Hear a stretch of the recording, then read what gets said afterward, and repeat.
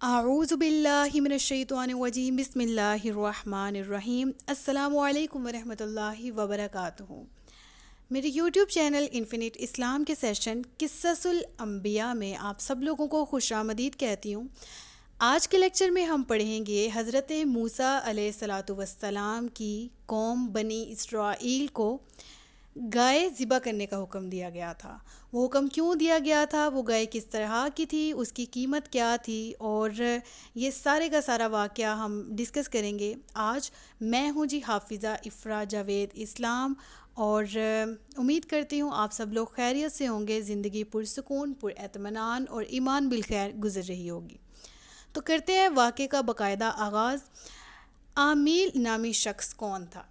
بنی اسرائیل میں رہنے والا ایک رہائشی تھا جس کا نام آمیل تھا، ٹھیک ہے، یہ میں نے لکھ بھی دیا یہاں پر۔ اس کا کیا تھا کہ اس کو اس کے کسی عزیز قریبی رشتہ دار نے قتل کر دیا۔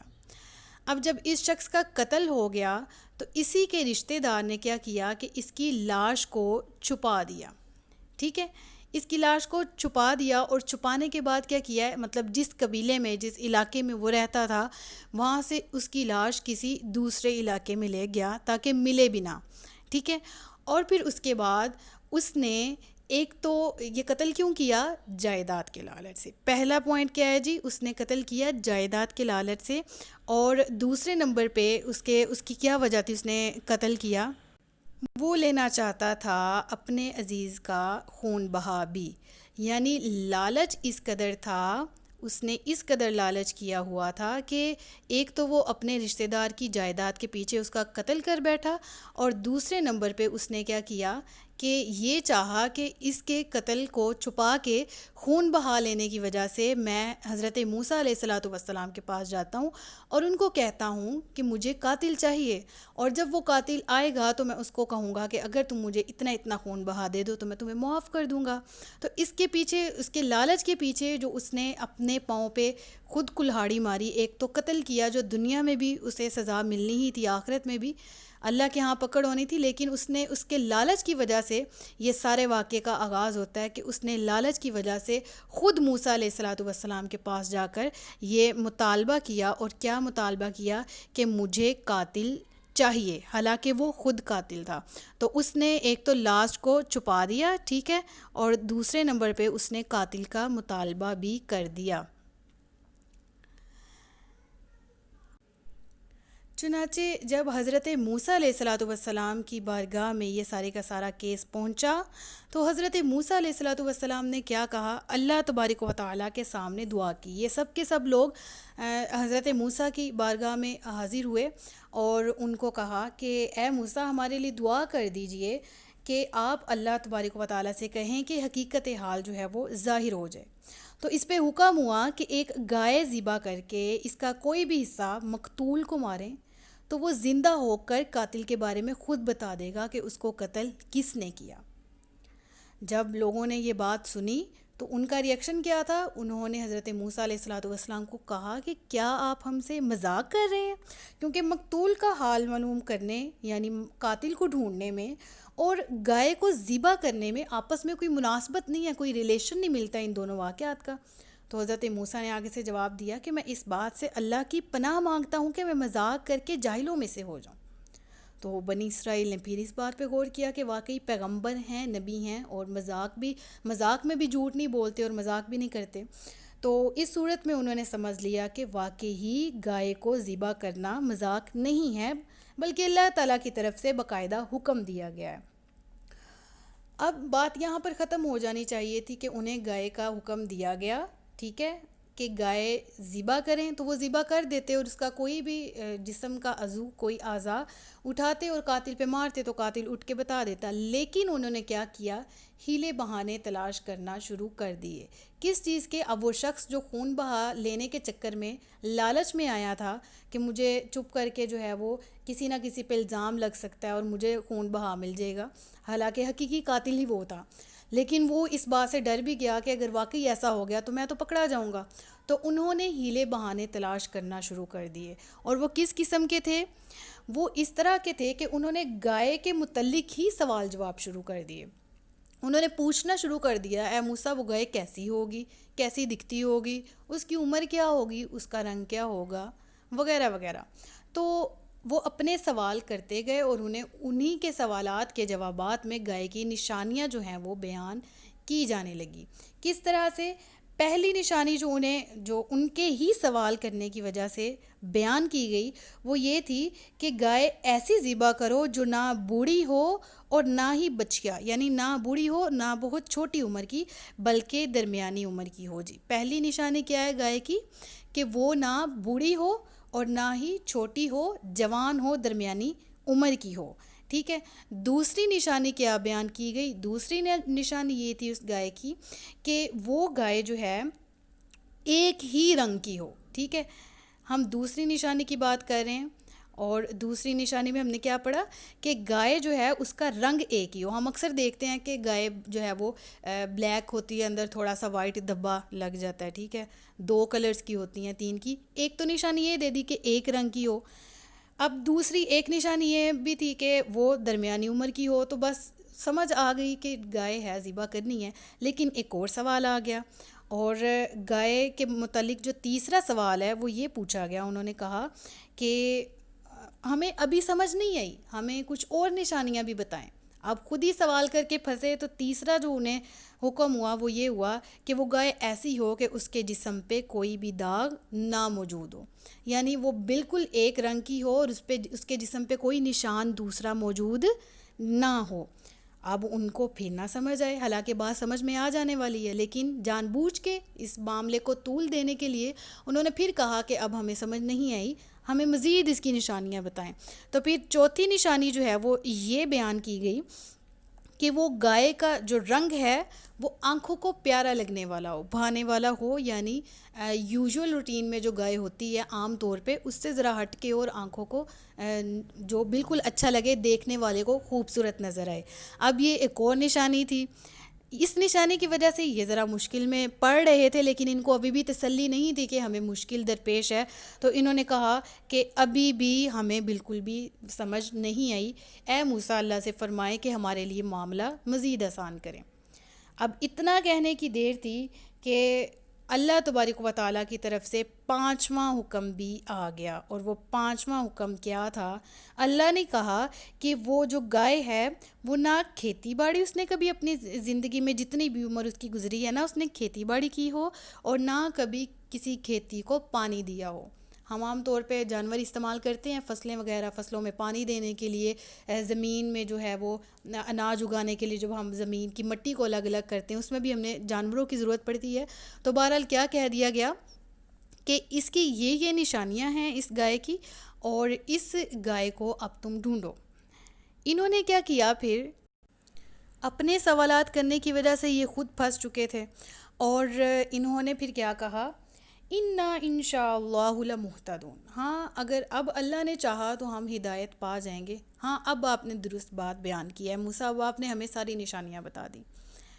اب نبی کریم صلی اللہ علیہ وسلم نے فرمایا کہ اگر بنی اسرائیل اس وقت جو ہیں وہ انشاءاللہ نہ بولتے تو اپنے کثرت سوال کی وجہ سے مزید تشویش کا شکار ہو جاتے اور مزید مشکل میں پڑ جاتے، لیکن انہوں نے انشاءاللہ کہنے پر ہی اکتفا کیا اور کہا ہاں اب یہ نشانیاں پوری ہو گئی ہیں تو اب ہمیں گائے ڈھونڈنے میں آسانی ہوگی۔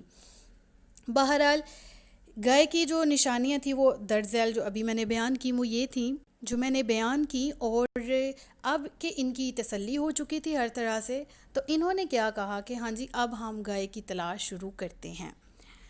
اب ایک بات جو ہے وہ اس سے مجھے یہ پوائنٹ میں نے نکالا ہے، اور یہ پوائنٹ آپ سب لوگوں کو سمجھانے کے لیے ہے کہ بغیر وجہ کی کثرت سوال مشقت میں ڈال سکتی ہے، آپ کے علم کو کھا سکتی ہے، آپ کا علم ضائع کر سکتی ہے۔ دیکھیں بنی اسرائیل کو جو ہے وہ سمپلی ایک گائے ذبح کرنے کا حکم دیا گیا تھا، ٹھیک ہے، اور وہ گائے ذبح کر دیتے تو ان کا کام ٹھیک ہو جاتا، لیکن انہوں نے گائے کو ذبح نہیں کیا اور اس گائے سے ریلیٹڈ سوالات شروع کر دیے اور بے تکے سوالات شروع کر دیے، اس کی وجہ سے وہ سب کے سب مشقت میں پڑ گئے۔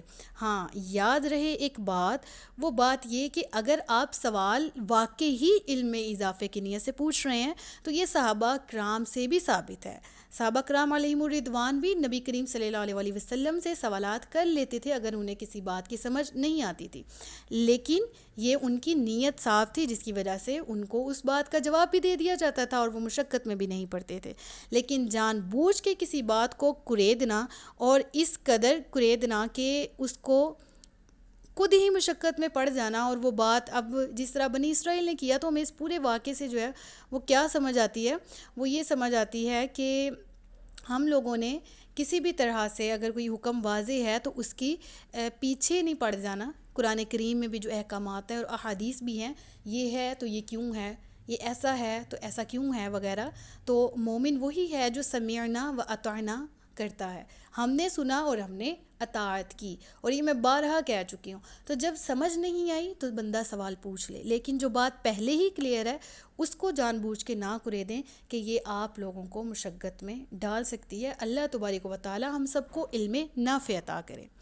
آگے چلتے ہیں جی، گائے کہاں سے حاصل کی گئی؟ اب وہ پچھلا واقعہ آپ کے ذہن میں بالکل مکمل ہے، آپ کو بالکل پتہ ہے۔ اب ذرا اگلے واقعے کی طرف آ جاتے ہیں۔ یہ واقعہ کچھ اس طرح سے ہے، گائے کہاں سے لی گئی؟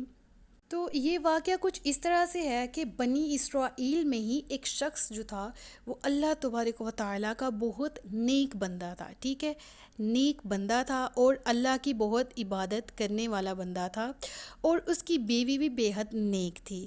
وہ دونوں بے حد نیکی پر تھے اور نیکی پر استقامت حاصل کیے ہوئے تھے، اور ان کا ایک عدد بیٹا بھی تھا، ٹھیک ہے۔ اور جب شوہر جو تھا اس کی طبیعت خراب ہوئی اور وہ قریب المرگ تھا تو ان کے پاس جائیداد میں کچھ بھی نہیں تھا، ٹھیک ہے، ان کے پاس بالکل بھی کچھ نہیں تھا۔ تو انہوں نے کیا کیا کہ شخص نے، اب اس کا بیٹا جو تھا وہ بالکل عمر میں چھوٹا تھا، نابالغ تھا، اب وہ گائے کا کیا کرتا، وہ شخص جو ہے اللہ تبارک و تعالیٰ کے پاس اس کو امانت رکھوا دی۔ اس نے کیسے رکھوائی؟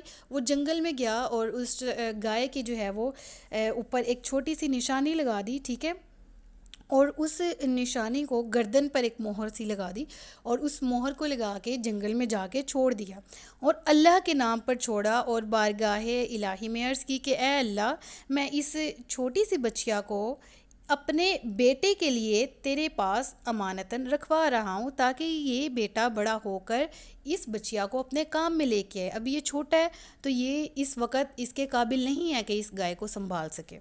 تو ایسا ہی ہوا، وہ نیک شخص جو تھا اس کا انتقال ہو گیا، اور وہ بچیا جو چھوٹی سی ہے وہ گائے میں وہ جو ہے جنگل میں اللہ تبارک و تعالیٰ کی حفاظت میں پرورش پاتی رہی۔ تو جب یہ لڑکا بڑا ہو گیا اور جب ان کے والدین نے بھی اس کی جو ہے وہ بہت اچھی پرورش کی تھی، تو یہ جب بڑا ہوا تو یہ بھی بہت متقی تھا اور بہت فرما بردار تھا، اپنے والدین کی بہت بات ماننے والا تھا۔ تو ایک دن اس کی والدہ نے جب دیکھا کہ ہاں اب یہ بالغ ہو گیا، ذمہ داری سنبھال سکتا ہے، تو اس نے اس شخص کو کہا کہ جاؤ فلانی جگہ پر، ایک جگہ پر جاؤ، وہاں پر جنگل ہے اور وہاں تمہارے باپ نے ایک گائے جو ہے وہ اللہ تعالیٰ کی امانت میں رکھوائی تھی، تو وہ جاؤ وہاں پر اور گائے وہاں سے لے کر آؤ، اور اس گائے کو اللہ تبارک و تعالیٰ سے مانگنا، جب وہ دے دے گا تو اس کو واپس میرے پاس لے آؤ۔ ایسا ہی ہوا، وہ شخص جنگل میں گیا اور وہاں جا کر اس نے جب دیکھا کہ اس گائے میں جو ماں نے نشانیاں بتائی تھیں وہ تھوڑی بہت پوری ہیں، تو اس نے اللہ تبارک و تعالیٰ کی قسم دے کر اس کو بلایا اپنے پاس، تو وہ گائے جو ہے وہ اس کے قریب حاضر ہو گئی۔ تو یہ جو ہے وہ واقعہ تھا، وہ گائے کو پکڑتا ہے اور اپنی والدہ کی خدمت میں پیش کر دیتا ہے۔ اب وہ گائے کی جو ہے وہ قیمت کیا تھی اور بنی اسرائیل نے وہ گائے کیسے حاصل کی؟ دیکھیں، عام طور پر جو گائے کی اس وقت میں قیمت تھی نا، وہ تھی 3 دینار، ٹھیک ہے، جس طرح ہمارے یہاں روپیہ ہے کرنسی، اس وقت جو ہے وہ دینار جو ہیں وہ چلتے تھے. تو عام گائے جو ہے وہ 3 دینار کی ہوتی تھی اور یوزلی اتنے تک کی خریدی جاتی تھی. جیسے عام آج کل ہم لوگ لگا لیں تو 2 لاکھ 2.5 لاکھ تک کی جو ہے وہ اچھی سی گائے آ جاتی ہے. میرے خیال سے میں کم بتا رہی ہوں، یہ مجھے بس اندازہ ہے، ٹھیک ہے. 2-3 لاکھ کے اندر ہمارے پاس جو ہے وہ گائے آ جاتی ہے. لیکن اگر کوئی کہے کہ یہ گائے تمہیں 1 کروڑ میں ملے گی یا 50 کروڑ میں ملے گی، تو ہم لوگوں کو تو تشویش ہوگی نا کہ اس میں ایسا کیا ہے جو یہ اتنی مہنگی ہے. سمجھ میں آئی نا. تو خاص طور پہ عید الاضحیٰ کے قریب بھی ہم دیکھتے ہیں کہ جو جانور زیادہ جس میں خصوصیت ہوتی ہے، جو زیادہ خاص ہوتا ہے، تو وہ اس کی قیمت بھی اتنی زیادہ بڑھتی ہے، اور ہم بھی ماننے کو تیار ہوتے ہیں کہ ہاں ماشاءاللہ یہ جانور عام جانوروں سے ہٹ کے ہے، اس وجہ سے اس کی قیمت. تو بہرحال یہ 3 دینار جو ہیں یہ اس وقت عام گائے کی قیمت تھی. ہوا کچھ اس طرح سے کہ اس والدہ نے جو ہے وہ جب گائے دیکھی اور کہا کہ جاؤ اس کو بازار میں جا کے انہی 3 دینار میں فروخت کر کے آؤ. ٹھیک ہے. اب اس نے ایسا ہی کیا، اور والدہ کہتی ہیں کہ ہاں یاد رکھنا، جب تم ڈیلنگ کر رہے ہوگے، جب تم اس سے معاملہ طے کر رہے ہوگے تو مجھے ضرور بتانا، مجھ سے پوچھے بغیر نہ بیچ آنا. اس نے کہا ٹھیک ہے. وہ والدہ کا فرما بردار تھا. وہ گیا اور اس نے جا کر وہاں پر بات جب ڈیلنگ کی، ایک شخص آیا کہتا میں تمہیں 6 دینار دوں گا، تم واپس گھر نہ آ جاؤ، والدہ سے نہ پوچھو، ابھی کے ابھی جو ہے وہ بات کر لو اور گائے دے دو. اس نے کہا نہیں، تم بے شک مجھے جتنے مرضی دے دو، میں والدہ سے ضرور پوچھوں گا. وہ واپس آیا، اس نے والدہ کی پاس ساری بات رکھی. والدہ نے کہا اچھا اب 6 میں ہی دے دو اگر وہ کہہ رہا ہے، لیکن مجھ سے پوچھ کے ہی دینا اگر کوئی معاملہ ہوتا ہے. وہ واپس گیا تو وہ شخص کہتا ہے کہ نہیں اب میں 12 میں لوں گا، لیکن تم اپنی والدہ کو نہ بتانا. تو وہ شخص پھر کہتا ہے کہ میں اپنی والدہ کو کیوں نہ بتاؤں. وہ فرما بردار تھا، وہ ڈیل نہیں کرتا اور وہ واپس آ جاتا ہے اور اپنی والدہ کو کہتا ہے کہ اماں جان وہ شخص اب 12 درہم پہ بات کر رہا ہے اور وہ کہہ رہا ہے کہ اپنی والدہ کو اس سے اجازت نہیں لینی، وہ شرط یہ رکھ رہا ہے. تو اس وقت اس کی والدہ جو ہے وہ صاحب فراست تھی، مطلب عقل اور شعور رکھتی تھی. اسے سمجھ آ گئی کہ واقعی کوئی آزمائش ہے اور ممکن ہے کہ وہ فرشتہ ہو، وہ انسان نہ ہو جو اللہ کی طرف سے آیا ہے اور وہ آزما رہا ہے. تو اس کی والدہ نے جب یہ سارا معاملہ دیکھا تو اس نے کیا کہا کہ اپنے بیٹے سے کہا کہ اب کی مرتبہ جب وہ خریدار آئے تو اسے بس آپ یہ پوچھ لینا کہ ہمیں اس گائے کو فروخت کرنے کا حکم ہے، مطلب ہم اب فروخت کریں یا بعد میں آپ ہمیں حکم دیتے ہیں اس کو فروخت کرنے کا یا نہیں دیتے. تو ایسا ہی ہوا. وہ شخص واپس گیا اور اس نے وہ جو خریدار آیا تھا، فرشتہ تھا، خریدار کے بیس میں آیا تھا. تو اس نے جا کے اس خریدار کو کہا کہ میری والدہ کہہ رہی ہیں کہ کیا ہمیں یہ آپ حکم دیتے ہیں کہ ہم اس کو بیچیں یا نہیں. تو فرشتے نے جواب دیا کہ ابھی اس کو روکے رکھو، جب بنی اسرائیل خریدنے آئیں تو اسے ایک قیمت مقرر کرنا، اور قیمت کیا ہوگی کہ اس کی کھال بھر کے سونا دیا جائے. ٹھیک ہے، یعنی مطلب جو اس کی کھال میں جتنا سونا بھرا جا سکتا ہے اتنا سونا میں دیا جائے، اور یہ اس کی قیمت ہوگی. تو وہ جوان وہاں سے گائے کو جو ہے وہ گھر لے آیا، اور واقعی جب یہاں سے بنی اسرائیل کو جستجو ہوئی اور یہ ساری کی ساری نشانیاں جو گائے کی ان کو کہی گئی تھی، یہ ساری نشانیاں اس گائے میں موجود تھی جو اللہ تبارک و تعالیٰ جنگل میں پال رہا تھا. اب دیکھیں واقعی اس گائے میں بالکل نہ کوئی نشان تھا، نہ اس نے کبھی کوئی کھیتی میں ہل چلایا تھا، بالکل جوان تھی اور ساری نشانیاں پوری تھی. تو سارے بنی اسرائیل جب آئے تو انہوں نے آ کر یہ سارا عمل دیکھا اور اس گھر کے بڑھیا کے گھر پہ دستک دی اور کہا کہ ہمیں گائے چاہیے. اب ان کی تو مجبوری تھی، مہنگی گائے تو اوبویسلی مہنگی پڑ رہی تھی ان کو، لیکن اپنی ہی پاؤں پہ انہوں نے کلہاڑی ماری تھی. مہنگی گائے خود ہی بنائی تھی، پہلے ہی سوال کے جواب پہ زیادہ سوال نہ کرتے تو وہ 3 دینار میں خرید کے ذبح کر دیتے، لیکن بہرحال انہیں یہ کرنا ہی پڑنا تھا. تو انہوں نے اس مکان پر پہنچے اور قیمت طے کی، اور حضرت موسیٰ علیہ الصلوۃ والسلام کی ضمانت پر وہ گائے بنی اسرائیل کے سپرد انہوں نے کر دی. اب اس پورے واقعے میں ایک سوال ذہن میں اٹھتا ہے کہ بنی اسرائیل جو ہے وہ گائے ذبح کیوں نہیں کرنا چاہتے تھے. ٹھیک ہے، پہلی بات تو یہ ہے کہ اس کی یہ وجہ تھی کہ وہ جو قاتل تھا اس کو خوف لاحق تھا کہ اگر ہم نے اس کو ذبح کر دیا تو واقعی اس کا گوشت اگر مقتول کو مارا تو وہ زندہ ہو جائے گا اور پتہ چل جائے گا کہ قاتل کون ہے، اور قاتل وہ لوگ خود بھی تھے. اس لیے وہ رسوائی کے ڈر سے انہوں نے کہا کہ ہم جو ہے وہ کیا کریں، تو وہ معاملے کو طول دینا شروع ہو گئے. دوسری وجہ یہ تھی کہ جو انہیں نشانیاں مل رہی تھیں ان کی وجہ سے وہ جو ہیں وہ اس وجہ سے بھی اس تشویش کا بھی شکار تھے کہ اتنی ساری نشانیوں والی گائے ہمیں ملے گی کہاں سے. سوال پہ سوال تو کیے جا رہے تھے، لیکن ایک طرف ٹینشن بھی تھی کہ یہ جو تمام اوصاف، تمام خوبیوں والی گائے ملنا اس دور میں مشکل ہے، یہ کہاں سے آ سکتی ہے؟ اور تیسری جو ہے اس کے پیچھے ریزن ان کی یہ تھی کہ واقعی قیمت زیادہ تھی، تو انہوں نے اس چیز کو بھی ایک بہانہ بنا لیا کہ جی ہمارے جو ہیں وہ عام تو 3 دینار ہوتی ہے گائے کی قیمت، تو گائے کا چمڑا بھر کے اس کے برابر سونا دینا وغیرہ اس قدر مہنگی۔ ہر طرح کے انہوں نے ہیلے بہانے کیے، ہر طرح کے انہوں نے ریزن پیش کیے، لیکن بہرحال ان کا یہ ریزن کوئی بھی قبول نہیں کیا گیا، اور ان کی مجبوری تھی کہ خود ہی گئے تھے کہ ہمیں قاتل چاہیے، تو پھر اب قاتل چاہیے تھا تو یہ سب کچھ تو کرنا ہی تھا۔ تو پھر حضرت موسیٰ علیہ الصلوۃ والسلام نے وہ گائے لی، اس کو ذبح کیا، اور روایت میں آتا ہے کہ اس کی زبان جو ہے وہ نکال کے جو ہے وہ اس مردہ شخص کو لایا گیا، اس کی لاش کو مارا، اور پھر جب اس کی لاش کو مارا تو پھر وہ شخص جو ہے وہ زندہ ہو گیا، اور اس نے پھر بتایا کہ اس شخص نے، فلاں شخص نے مجھے قتل کیا ہے، ٹھیک ہے۔ تو یہ تھا سارا واقعہ، اور اس واقعے کے پیچھے ایک سوال جو ہے وہ ذہن میں یہ اٹھتا ہے کہ ہم لوگ، سب لوگوں کے ذہن میں، جو میرے ذہن میں بھی تھا اور آپ کے ذہن میں بھی اوبویسلی آیا ہوگا، کہ جب اللہ تبارک و تعالیٰ نے مردے کو زندہ کرنا ہی تھا تو وہ ویسے ہی حضرت موسیٰ علیہ الصلوۃ والسلام کو حکم دیتے اور وہ مردہ زندہ ہو کے بتا دیتا، تو یہ پوری گائے کا چکر بیچ میں کس طرح پڑا اور یہ سارا جو ہے وہ معاملہ کیوں پیش آیا؟ تو دیکھیں، حکمت یہ تھی کہ ایک وجہ تو یہ تھی کہ وہ جو نیک آدمی ہے، جو کہ اللہ کا بہت برگزیدہ بندہ تھا، اس کے بعد اس کی جو بیوی ہے اور وہ بیٹا ہے، اس کو اس نے اللہ کے بھروسے پر چھوڑا تھا، اور جو کام اللہ کے سپرد کر دیا جائے وہ تو پورا ہونا ہوتا ہے۔ تو وہ غریب تھے تو اللہ تعالیٰ نے ان کو امیر کرنا تھا، تو اس وجہ سے اللہ تعالیٰ نے اس بیوہ عورت اور اس بچے کو یہ سارے معاملے کا سربراہ بنایا، گائے کا وارث بنایا، اور یہ ادھر بنی اسرائیل کی طرف یہ سارے کا سارا واقعہ وقوع پذیر ہوا۔ دوسری ریزن جو ہے وہ اس کے پیچھے یہ آ جاتی ہے کہ دیکھیں، اگر ہم غور کریں تو ہمارے جو ذہن ہیں وہ بھی اس چیز پر جو ہیں اس چیز کو قبول کریں گے کہ واقعی ہی جو ہمارا رب اللہ ہے وہ ہر چیز پر قادر ہے، وہ اللہ جس طرح چاہے اسی طرح مردوں کو زندہ فرما لیتا ہے۔